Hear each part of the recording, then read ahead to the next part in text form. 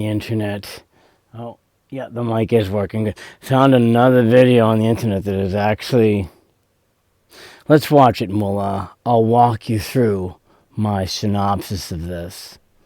Let's kick this up to full screen, and we'll get the synopsis.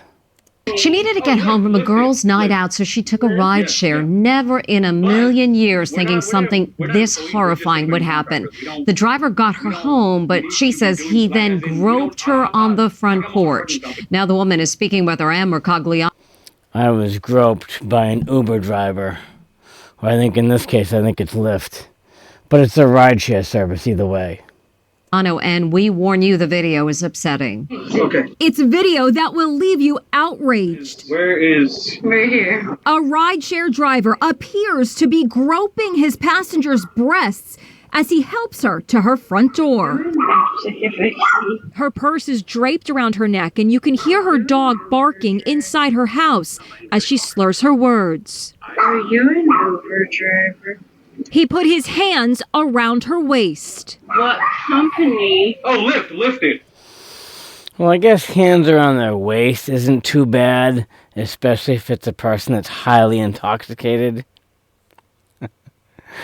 But she did not get groped. This woman got, molested. I mean, the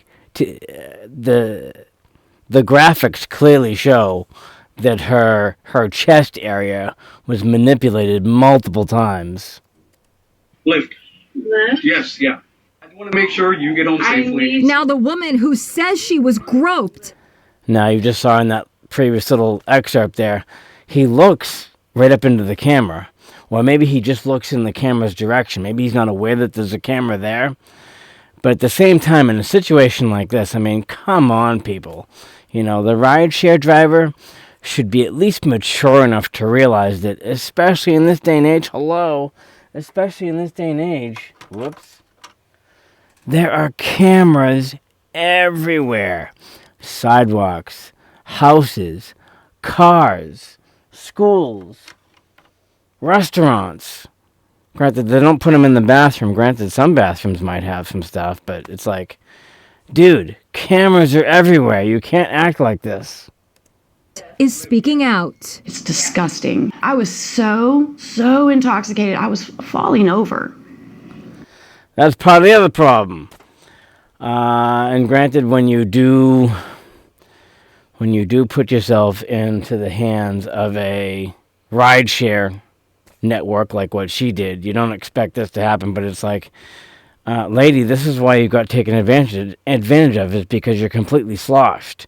I mean, not to say that there's no responsibility on the driver. Actually, there's a lot of responsibility on the driver. And like I just said, there are cameras everywhere that are going to incriminate you. And to know that someone would take advantage of someone in that state, it's unimaginable. Lauren Christensen says she was heading home after a night out with friends in Dallas. Just had the most amazing night. There's a lot of drinks involved. That's the part that kills me the most. It was an amazing night. I got so hammered. Yeah, that's why it was an amazing night, because you were high as a kite on your alcohol. So her friend ordered a Lyft to take her home. But see, this is the other side of the coin. She's completely sloshed, and then you have somebody that's going to drive her home.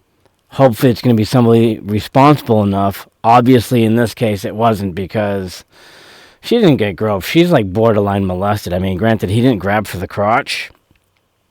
And grabbing the waist, I can kind of understand, because, I mean, if somebody's that intoxicated, you got to grab them somewhere.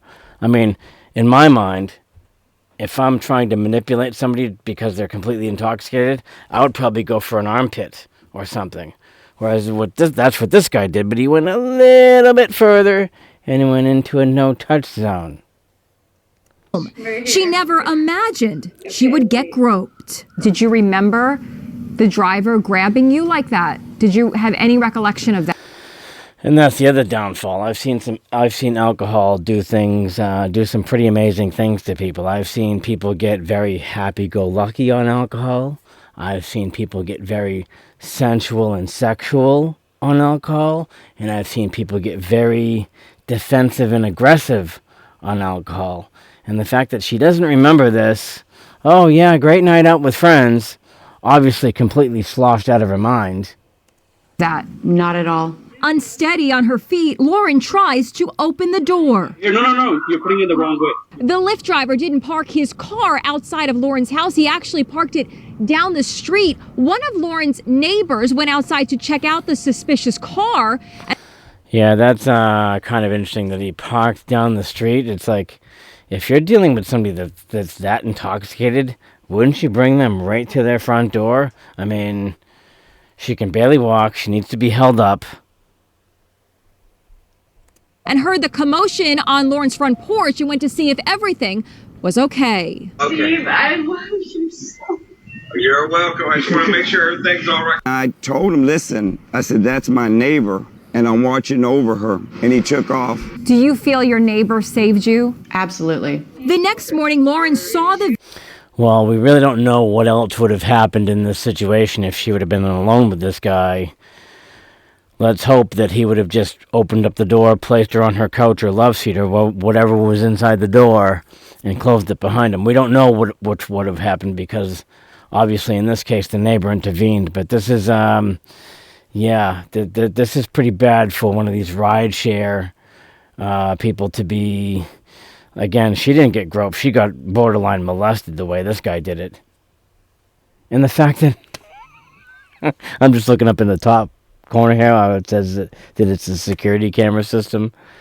It's like, dude, there are security cameras everywhere. You can't act like this. video on her home surveillance camera and went to police. I had to call my daughter. I was so embarrassed to tell her how drunk I was. And she immediately was like, Mom, no, that wasn't your fault. He should have never done that to you. What's been the hardest part of this, Lauren, for you? Realizing that it could have been worse. And I just keep playing it back in my head. Had he gotten in my house? Well, see, the other side of the coin is she's clearly a rather attractive lady for her age demographic, and she appears to be well endowed also. So it's like, not to say that she had it coming to her, but it's like, to be that, 3 sheets to the wind or whatever you want to call it. But yeah, this guy's way out of line to be on camera like this too. All caught on tape. I spoke to her attorney, Brooke Cohen, with the law firm Cohen Hirsch. In most cases, you don't have the kind of evidence that we have in Lauren's case, and I think that the Ring camera truly saved her. She says she plans to file a lawsuit against Lyft. It was really terrifying and very disturbing to look at. A Lyft spokesperson says the behavior described has no place in the Lyft community or our society. We take reports of sexual assault very seriously. These allegations are in violation of our terms of service, and as soon as we were made aware of this incident, we deactivated the driver. He should have dropped her off in front of her house and left. Lyft sent us a statement saying they are assisting in the investigation. Yeah, dropped her off at the front of the house and left her there. She probably would have made it to the grass and that was about it. Or worst case scenario, she would have stumbled up the pavement and smacked her head on the freaking concrete. So it's like one of those catch-22 scenarios where maybe you shouldn't be drinking quite that much. And they have deactivated the driver. Inside Edition with the latest scoop on the lady that got groped, molested by the rideshare driver. That's crazy. Let's kick it out of widescreen. Come over here to our recording program. Boop.